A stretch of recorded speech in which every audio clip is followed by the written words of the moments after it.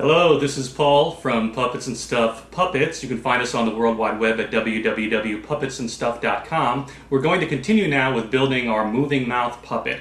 And we already showed you our supplies, so now we're going to take that half yard of anti-pill fleece that I showed you earlier, and we're going to lay it out in front of us. Make sure it's folded over, okay? So in other words, you have your half yard, and as you can see, it's folded over, okay? Make sure it's folded over, lay it out right in front of you, and this is the part where we're going to draw the outline for our character. Now, if you're not very good at drawing, I would suggest that you find a friend or somebody that knows how to do this. But basically what we're going to do is we're going to draw a little character with its arms extended out and its head like so, okay?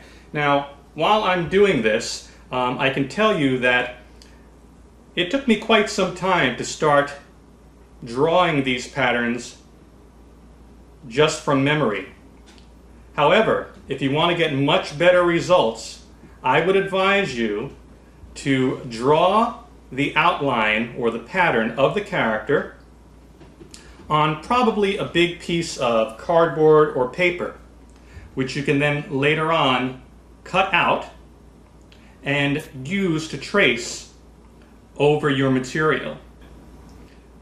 Through trial and error, you will find your own little system.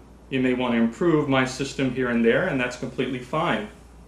As an artist, you are entitled to do that.